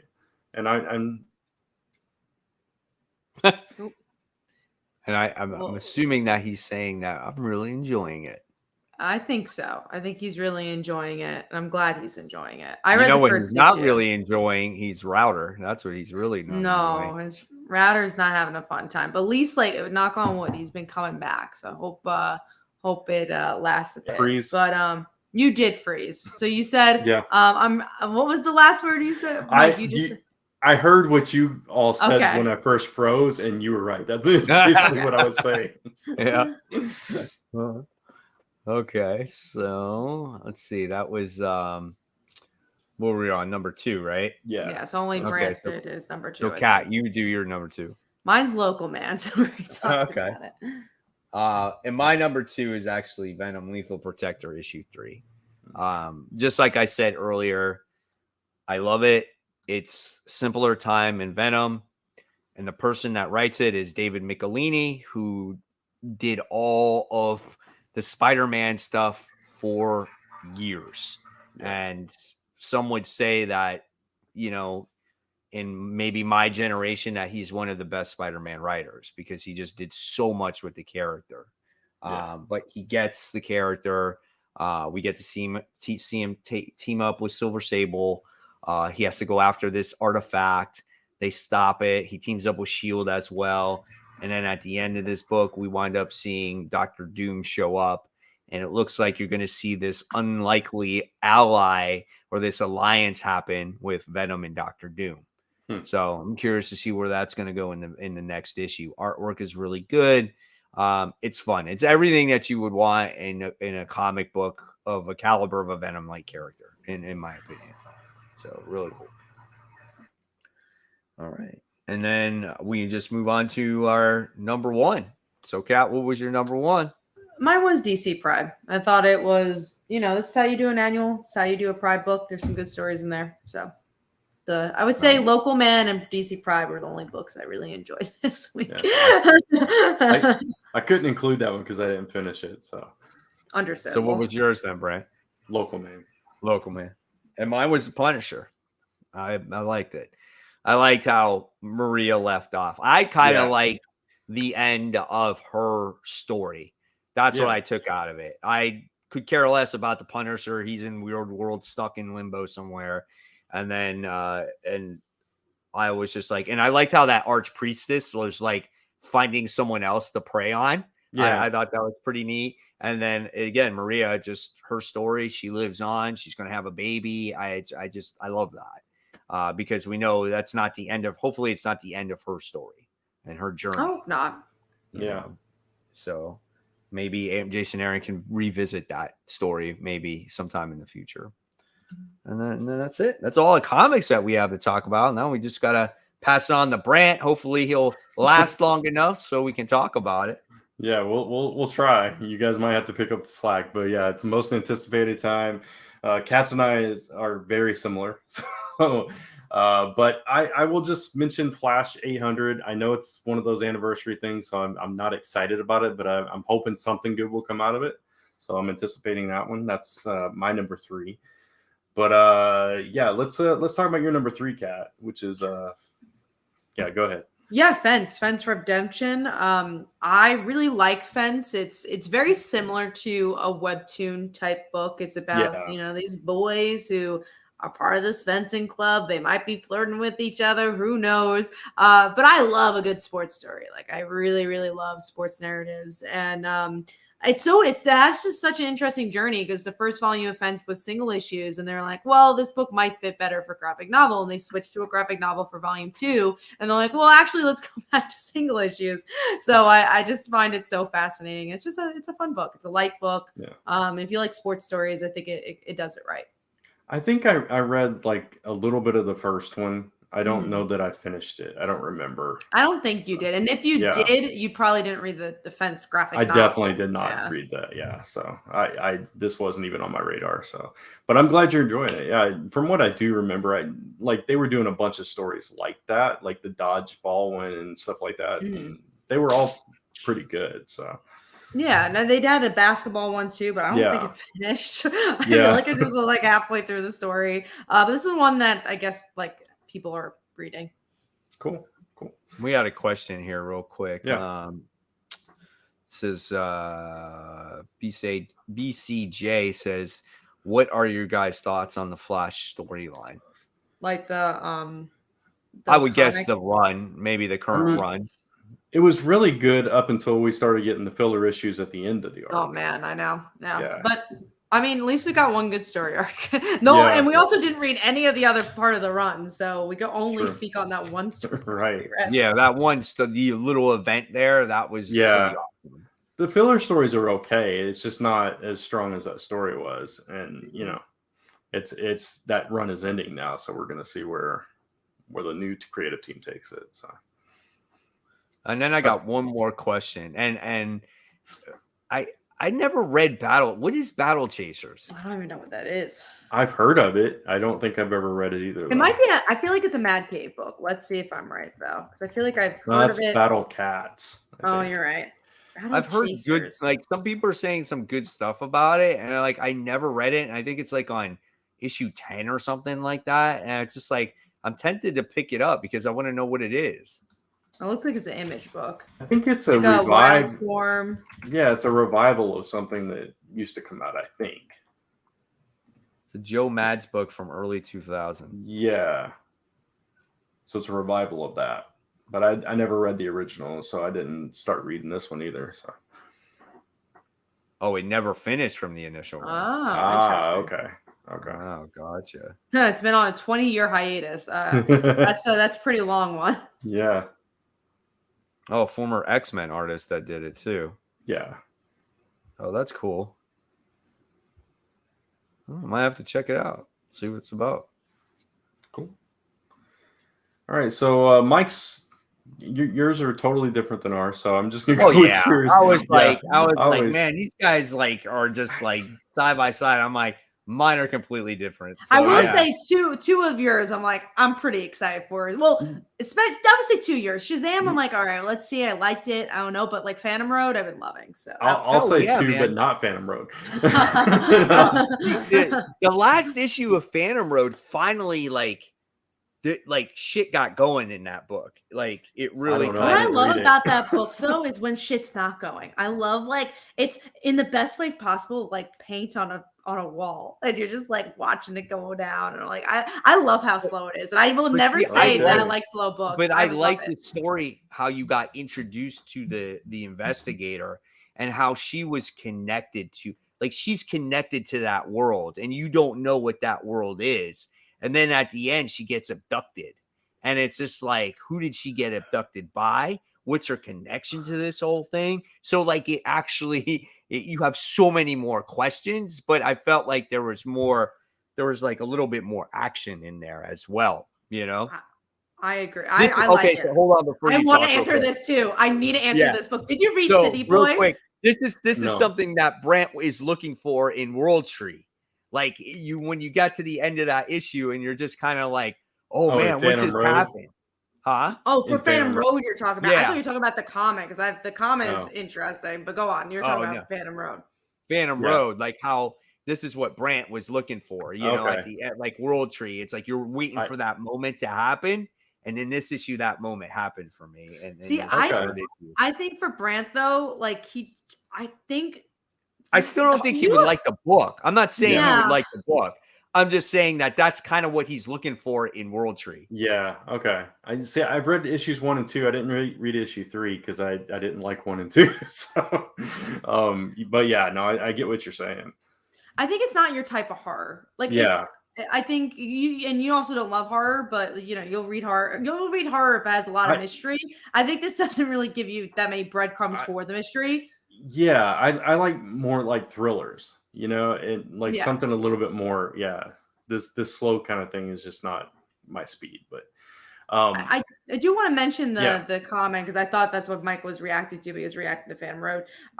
What are your thoughts on Vigil issue 1, City Boy issue 1, and Spirit World? So I read City Boy issue 1, and I thought it was the weirdest comic I ever read in my life. I read It's the about other this- 2. I It's read about the this other boy. two, and I hated them. Yeah, I did not like City Boy. It's about this guy who his powers is like look into cities, like be Yeah. like, this is how the city functions. I'm like, that's so weird. It was just a weird book. There was a short story with him and Nightwing in one of the free comic book day books, I think, before this book came out. But I read that, but I didn't read the actual issue because that didn't give me enough. But Vigil, I actually liked. I didn't love it, but I liked it. Spirit World, I could. It's fine. Spirit World, I didn't like, and I felt like it wasn't for me. Yeah, it wasn't for me either. And Yeah. same with Vigil. Vigil, I felt even more that way because I was like, I can see people liking Vigil, but I'm not a Rom V fan, so I can see why I don't like this. But I couldn't get attached to any of the characters that were introduced in that comic book. I was so like bored by it. There was nothing there that I could get attached to. And I'm just like, why would I want to read this 2, 3, 4, or 5 issues from now? There was also a little short with those characters in Red Hood, which got me introduced a little bit to him. It's like, okay, I want to know more about these characters. And that's why I read Vigil. And so I had a little bit of a connection there, but I totally get your take on that. And it's like, again, we'll see how it goes, but I did like the first issue enough to get the second. So. Spirit World, just not my thing. And then City Boy, after reading those two, I was like, I'm not even going to try City Boy. I don't even know why I tried it. I think maybe it was a small week, but I didn't try the other two. So I was like, all right, let me see what City Boy's about. It's great. Greg Pak, he's a good writer, but it was just it's a little bit too weird for me, and I couldn't get into it. We weren't on those weeks, so thank you for those questions. Yeah. So Noctera was one of your other books, Mike. That almost made my list. I do love that book. Yeah, it just never disappoints for me. Yeah. I think the artwork by S. Daniel is absolutely gorgeous. I love the story.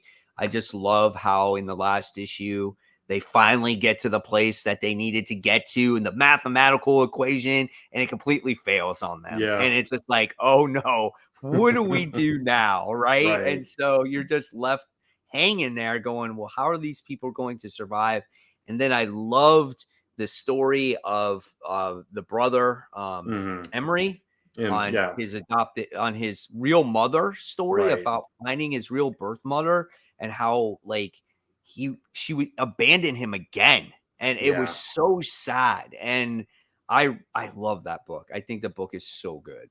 Yeah, it's so rich and deep especially with those flashbacks. It just, it fills in all the gaps and it's balanced really well, I think. Right. Yeah. And then my last one is Shazam. Yeah. I thought Shazam was a perfect jumping on point for a lot of people that might not know the character, and it kind of represented the character really well. And then you get thrown for this loop at the very end of it, how he's totally out of character, and he like calls this woman a cow or whatever it is, and then he's like, "Whoa, what did I just say?" And so I was so dumbfounded by this. I'm like, well, what the heck just happened? And you can't deny the creative team here, right? You got Dan Mora and you got Mark Waid, the same people that do World's Finest. And it's just like, I'm on board with this, man. And I hope that the writing will be just as solid as, World's Finest here. Yeah.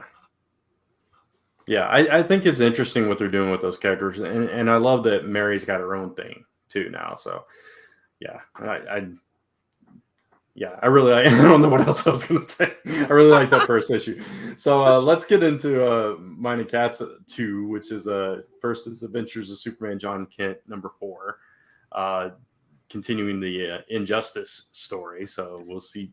I think this issue he learns like who this Superman actually is. Like he's the dictator that we know realizes that like everything that you wanted to happen in like real Earth, it's already happened in this Earth. Yeah. And I think people are actually afraid of this Superman. Right. I feel like Tom Taylor has actually found a really good balance with John in this series compared to the previous one. And I think Injustice really helped that. And I think there's an actual theme. There's a beginning, middle, and end. It's better. I just feel like there's more of a direction, and I like you never would have thought about the comparison of this Superman and John, but it's an easy comparison because John kind of had these bigger ideas of like, well, why doesn't my dad do these things? And now he's kind of learning like why he didn't do those things. Yeah, exactly. Yeah. And then Dark Knights is still penultimate issue, right? Yeah, I just really like this book. I know it gets delayed, but every single time it comes out, it feels like an event to me. And I love look, Tom Taylor is really good at writing Elseworld stories, and I like a book where anything can happen. And Dark Knights of Steel feels like a book where anything can happen. Yeah, absolutely. Yeah, I mean, I'm excited for it too. I think it was like number 4 or number 5 on my list. I could not put it at the top of the others because of its delay situation. This is a book that could have finished a long time ago. Yeah, but unlike a lot of books that are delayed like that, I don't forget what happened in Darkness. So same. It's I understand. A lot of books. Yeah, exactly. A lot of books you're like, what happened when I read that 6 months ago? I don't know. Yeah, this time you got the White Martians that kind of took over everything here. Right. And everyone's kind of unraveling, figuring out that Supergirl didn't actually kill people, and we're getting a little bit more of the truth. What I'm just most excited for is to have a good amount of comics to read tomorrow. That would maybe actually give me a solid top 5 next week. Yeah. How many do you have? I think I have like 12 or 13. It's a decent amount. For me, that's 20. A decent amount. I've got 20 is. Let me see. I think it might be a little more than 12. Give me a second. I had 20. I had to cut back on a couple. Which ones are you not getting? Oh, actually, it might be more. 6, 9, 10, 11, 12, 13, 14, 15, actually. Okay. I've got like 16 books. to 18, depending on a couple of books. I'm getting Immortal X-Men because Colossus and Kitty are going to fight. That actually is not on my list, so I didn't know that. There's a couple series that wound up ending, this week, which was, Punisher was one of them. Mm-hmm. There was the Spider-Man 2099 series. Oh my goodness, yeah. It started off okay, and then it just got worse and worse and worse right? and worse. Absolutely. And it was like reading the same thing over and over again. And it was just and it ended today, and I'm like, thank God it's over. I think I'm done with these 2099 things now. I never started. I wanted to like them so much, and like you said, Mike, that first issue was decent of this one, and like you said, it was definitely a stair step down every single issue, and it just it ended with this issue, and it's like, oh man, I'm so done with this. It started last year with the it was like the same style, and I remember not really liking it either. And then this year they come out with it again, and I'm like, wow, this is worse than last year's. Yeah. So Mike, which books do you feel like, because you're getting the 20, that you're like, nah, I'm not gonna pick up these because I have too many books tomorrow? It was like a couple of some of the new number ones that were I was thinking about getting. And then there was one I dropped and then I put back on. There's a Star Wars book that's called Empire. Yeah, I looked at that. I want to check that out and see what that is about, because it takes place during the Return of the Jedi time. Right. Because I'm not really reading any Star Wars books, so I want to definitely check that one out. So a lot of the times I pick up books because of just it being new number ones, and so I have to pick and choose like which ones I want. You know what I'm saying? Well, Albert asks thoughts on the new Loki series, because I think that comes out tomorrow. Are you guys getting I'm Loki? picking that up I'm only not. because of the art germ cover on it. Okay. Like if you look at the Stanley art germ cover, the variant, it's beautiful. It's so gorgeous. I mean, I don't know if I'll necessarily read it. I might read it. I'm not I'm not a huge Loki fan. Me either. The three number ones on my list are like the ones that are on the bubble. I'm not sure I'm going to get it. Like that's one of them, and Steelworks. And I'm getting Steelworks to try it out. Yeah, I'm getting that too. Oh, so here's one. So I'm getting Deadpool Batter Blood issue 1. I'm not getting that. Yeah, I'm good. The Star Wars Return of the Jedi, the Empire. That's the one I'm telling you. X-Men Before the Fall, Mutants First Strike issue 1. So that has to do with the I guess the event that's getting ready to come out for the mutant. Where's another number one I'm getting? Oh, Teenage Mutant Ninja Turtles versus Street Fighter. I thought about that comes out tomorrow. I'm getting that for sure. Steelworks issue 1. Micah brings up that John Layman's new book comes out. I am going to get that. That was another one. Yeah, that was another one. I was like, maybe. So I decided to pull the trigger just because I always feel like I regret not getting his books. So I'm just like, let me try it out. That Star Signs book comes out tomorrow too. Yeah. Issue 2. So that's cool. So I think it's like 2, 4, 6, 8, 10. It only shows 10 books on there. That's not right. No, because if I'm getting 15, I'm getting a little bit more than that. Right. 15, I feel like is a pretty good. It's a little bit more than I normally would get, but I think that's a pretty solid haul. Oh, here's a book. I wanted to ask Brant this. Brant, did you try Astrobots? I did not. Okay. I remember you saying something about it. Was that the Astrobots? It's from Whatnot Publishing, but it has the same writer as Transformers. Oh yeah, that's what I remember you telling me about that. Yeah, and the first issue was really, really good. So that's one I would recommend. Oh, I'm getting Invincible Iron Man. Yeah, which I think ties into X-Men this week. By the way, Venom issue 20, X-Men 23. I'm sorry, it's 22 comics that I'm getting tomorrow. Oof, good luck. 22. I'm already like trying to prepare for my day tomorrow. Just read 15. I'm like, oh man, this is gonna be a hard one, but we'll see. And I'm traveling for 2 days this week. I don't know. This is gonna be rough.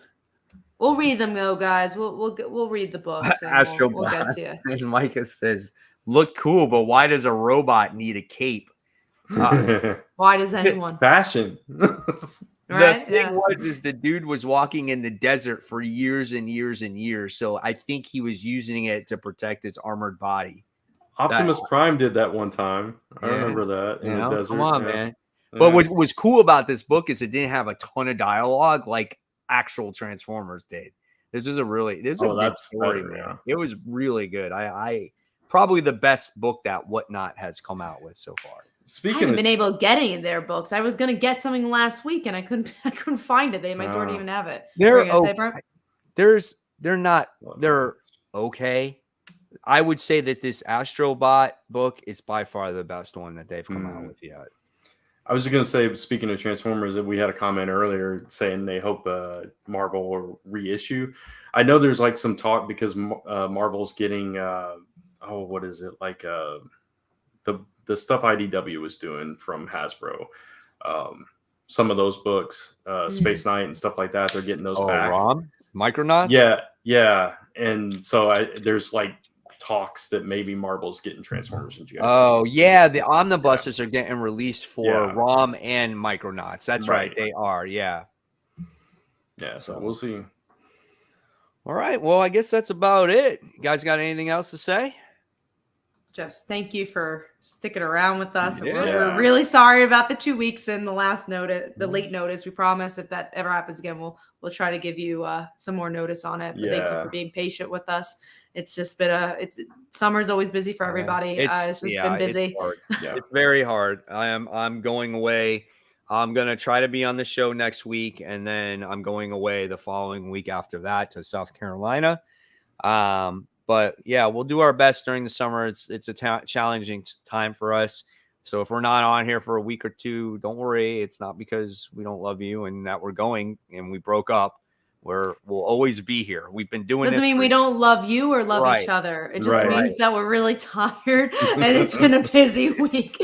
We've been doing this for a long time and we're not going to quit now. Yeah, okay. Don't worry about it. Yeah. But again, we'll try giving as much notice as we can. It just the past 2 weeks it's just literally been like we want to be on the show so badly and then we see like, oh man, literally we just can't, there's just too much going on. Even last week is like down to the last hour. It was like, okay, we got to call it. But So, and then hopefully Brant gets his router fixed and then we don't have any issues.